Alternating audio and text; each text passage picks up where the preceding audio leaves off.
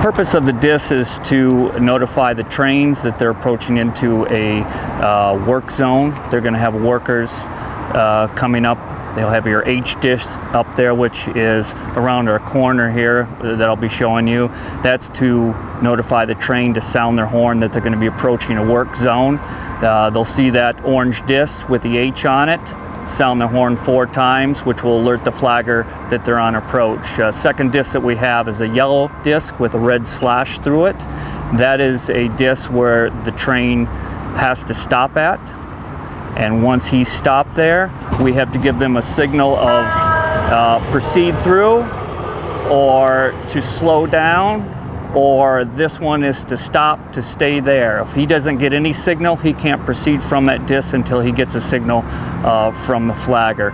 Then at the end of our restriction, once they're past all the work crew, we have a green disc set up there, which means they can proceed at normal speed. So now let's go for a walk, and I'm going to show you the disc that TO is going to see when they approach our work zone. Okay, right now I'm down here at the H disc, which is your first disc you're going to set up.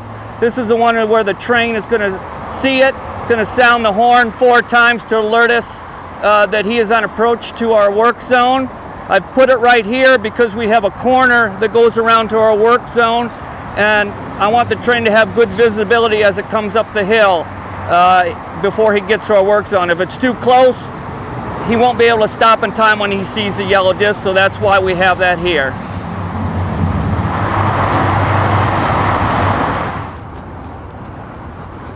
Okay.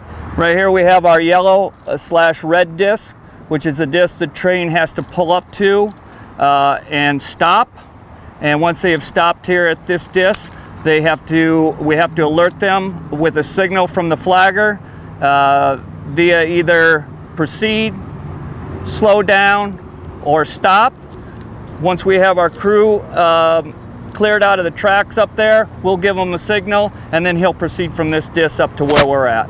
We have the train coming around the corner here, and RG is holding out the flag at a slow horizontal. Now the train is coming to the stop at the yellow disc. Everything is clear. Now RG is giving him the vertical proceed signal for the train to come through. Staying a few feet away from the main here so the train doesn't go with the train when it comes by.